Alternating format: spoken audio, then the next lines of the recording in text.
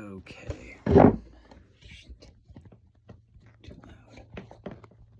All right. This is something I've always wanted to catch on camera. Okay. This is called posture walking. Okay. Deep inside of this kind of exercise is where you find this one point in your body where you are getting to like a perfect stretch. Like it's right at the limit of like what your body could learn. Like it feels good and it stretches. It doesn't hurt. And you can go to like areas around it. It doesn't feel as compelling, right? So you're going to find this very compelling spot in your body. So it says to move this way. Okay. Ooh. What I'm doing for myself, because I have tight hamstrings, is I'm doing a stretch that's pulling my toes kind of as an arc, controlled arc inwards towards my mid-back somewhere where I don't know, I've noticed I have weakness, right? And this is one of the ways you can heal the body. Is you notice the weaknesses, right? Okay, things that hurt, things that don't feel like they function, things that are bothering, like tight hamstrings. Ooh, pop. Good. Right. But you find that own spot in your own body, whatever your problem is, right? It's not about what my spot is. Don't do this exercise. Like, rewind and close your eyes. Okay, go ahead and do it. All right. And then re-listen to this whole thing. And just explore these spots in your body, right? Spots where you can relieve tension. Spots where you can build strength, okay? If you're skeptical, you can always pause it and do something like this. Get your finger and you move it as slowly as you can, like this, like a dancer. And if you're having these, right? If it's jumping, what that means is there's jump between you and your muscle memory, right? You haven't learned a spot. Because what you're really doing, all your thoughts, what you learn as babies, you're like this spot, this spot, this spot, this spot. And so you're just like, right? And it feels like one movement, but if you try to slow it down, you'll notice you're ticking, tick, tick, tick, tick. And you can extend your consciousness through all of these tick points like this, right? And I'm even learning this as I'm doing it, right? So you find all these ways that you can explore, like, see if you hear the pops? Like I found something. Maybe I went slightly too far even. You just do this kind of thing with your body. And so for me, once again, really tight hamstrings, some spots you could just do a lot because of your body, right? You have your spots. And I believe you can do this internally. I believe clear thought and self-goodness cures diseases, you know. I think people will be surprised to find what it can actually do, right? We all know about the placebo effect, right? We just believe it works. Like, oh wait, what if we just believe it works as our own, you know, train of thinking? Okay, I'm bending my toes inwards. Okay, all right. Ooh. Right, you just think you're okay. That's simple. And if your body hurts somewhere, you say you're okay. Or here's the reason you're okay. Or I'm giving you a command to heal body. You come up with some pattern for your own mind, your own body. You say you heal there, right? Okay. So that's what I think is like both really healthy and also something that's like the pursuit of immortality. I mean, I would say I would be curious to the topic myself to a limit. There is a time for everyone to die. Ooh.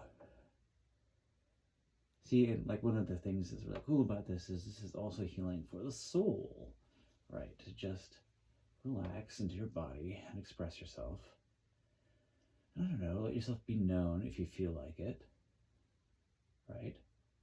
To channel things into the universe that like you particularly can access and share because there is a whole, that we live in, there's a beneficial whole, right? And we can benefit that whole. And it does affect our own lives, you know. And I know many of you out there are going to have very, very beautiful thoughts, really tremendously beautiful thoughts. And like, beautiful to many people, beautiful to some people. I mean, you share any thought that spreads beauty into the world, right? You create a more beautiful world. Like, and that's my philosophy for life, right? It's just like, okay, we're just gonna bring good into the world. And you know what I've noticed? My life has gotten better. My life has gotten much, much better. But I'm just one person. I don't even know if it's real. I mean, it takes other people to just try it. You know, and then say, that's just you, Galen. You know, I'm like, oh, okay, that's just me. Or they're like, oh, whoa, hey, this helped a lot of people. And I don't think that's anything to feel bad about or brag about either. It's just, you're just helping people. It's just great, right? Like, why wouldn't you? Like, it's essentially human. We've created civilization over civilization with this theme of like helping each other and working together, right? Like, okay, that's like our genetics, really, honestly. I think humans are all really quite good, but I think they have very different functions. Like, you know, we evolved, or were created to be strong enough to evade threats from stronger things, right? And this implies, you know, intellect, you know, but also genetics, right? So like, yeah, I'm even willing to say like God invented genetics too. Whatever, I don't care. Or the genetics just come first. Just whatever. I don't care about that. Like, what matters is what's human, what we are.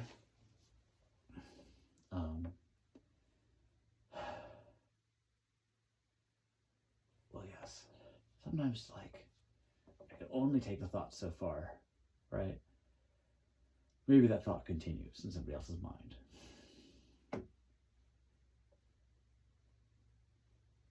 One thing that's really important is humility, to only really think your advice is useful for yourself. You know, but also like humility doesn't mean silence. You know, you should always say things. You should just not think that you're like, I'm inherently special or something.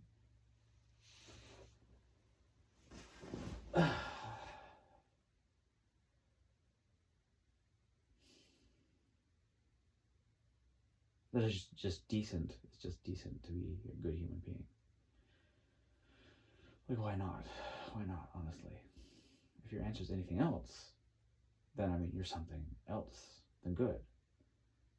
So you'd have to answer that for yourself, you know? But, like, why wouldn't you be good? Why wouldn't you just choose to be good?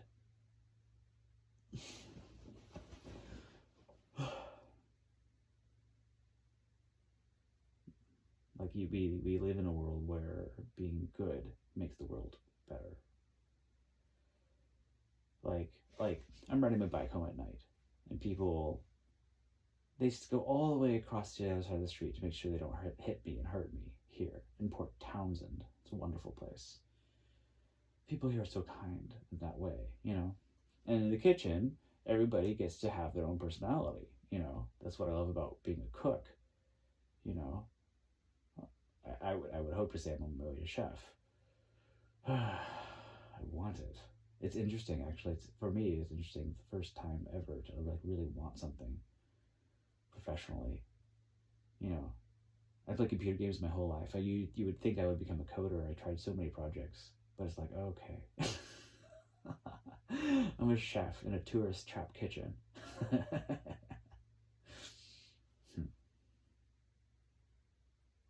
I said I told myself chef. You hear that? I guess it's just an attitude. Like, it just feels like sometimes people just won't give you the respect, no matter what you do. Like, I've literally got grease from cooking burgers on my eyes, my eyelids. My eyelids are slick with oil. because I'm cooking. My hands reek of bleach. It's amazing. I don't know why. Like you're just hitting all this timing. You're like pan, pot, grill, fries, spice, seasoning, salad, plating, burgers, flip, watch. Ding ding, So I don't know. It's really been an incredible life. And I don't even know why I'm recording this necessarily.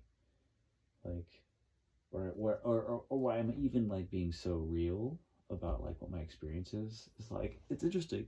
Like, who can actually be real about their experiences, these days? Like all of us have so much kind of going on. I mean, or prove me wrong and like literally like just don't do anything at all when you see this video. Then you're like, oh, okay. Oh God. Like, I don't know why I'm somebody who's like so interested in analyzing the truth. Ugh, I've been fascinated with it my whole life. It's been a pursuit, honestly.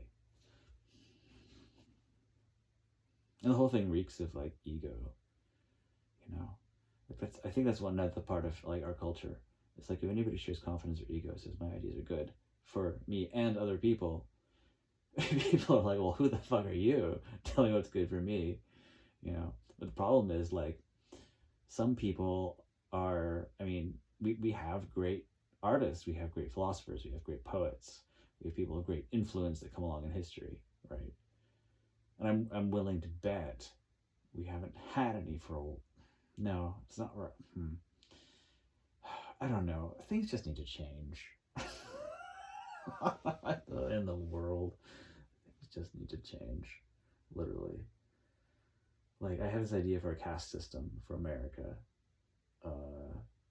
Except it works for the benefit of the people who are lower. All right.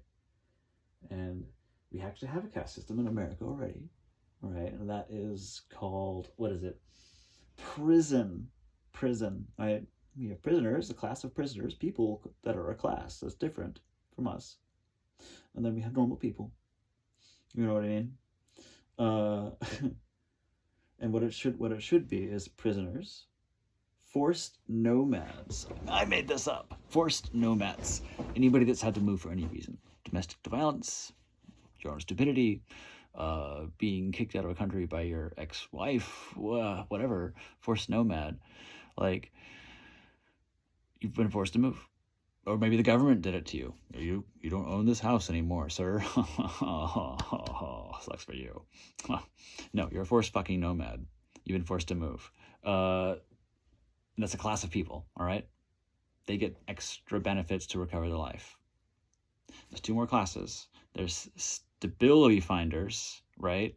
So these are people who are actually motivated to work. Like, they've gotten recovered and stable enough to have hope to try, you know what I mean? And it's like, maybe just a label you can just give yourself, but like, I'm a stability finder, right? And that, like, I don't know, means you can like start working again, and like hope for a house, or hope to have like a family or whatever. But that's a stability finder. It's like where you're at in your life. But it should also be a class of people, because millennials have been stability finders for a long, long time. And a lot of us are becoming forced, nomads. I wonder if actually all of us were. This is a question I don't even know, if we all are forced nomads. I am certainly one, and I'm now a stability finder. Like, for the first time in 6 years, I can actually like work at a job in a kitchen again. And then there's the fourth class, right? So prisoner, forced nomad, stability finder, and now wealthy. Okay, is either you've paid off a house, or you have $1 million in assets or cash anywhere in the world. Doesn't matter. Okay, then you are wealthy. There's no escaping it. But like, the thing is, like, I think what the wealthy really want is to play their own game, right? Because there's like, who's going to become the first trillionaire? Or to like not fear violent revolution, right? So this is this concept, just like this is what's happened in the history when the wealthy have gotten too wealthy, you know, or kings have gotten too powerful, or people are like, okay, it's time to kill them. And the wealthy don't want this. And so I think that's actually why this caste system, this American caste system, okay, American caste system, will work in this country for real. It's worth trying, because everybody gets what they want, okay, except for prisoners, because they've done violent shit. Um, but God bless them, help them recover, and give them a better life where they can understand the benefits of society. Okay, don't stop like punishing them. Like, okay, some of these people, or any of us, have been like abused children, kids with trauma, you know. Like, well, I mean, like every kid in our generation probably has trauma because we were the very first to experience the internet, right? All of us have seen something. Fuck it. And, well, okay. Well, that's just it. I mean, it's just, I'm just saying things should change. And like, for some reason, I'm just honest with myself enough to say something like this. But like, what this actually means remains to be determined. Like, we actually have to figure it out. We have to figure it out as a group of people. Like, it's not my job to say what it's gonna be. I might have good ideas because I've thought about this for so long, but it's up to everybody to decide what is the best thing for all of us. And none of the old rules should matter. Like, it's enough. Like, just ask yourself, are you unhappy in this world? Right? If you're unhappy, the world needs to change. If you're not unhappy, I mean, then you've done really good, but there's unhappy people still in the world. So it's like, okay, yeah, I'm an idealist, but no, society says we're just gonna change the rules, figure out what works.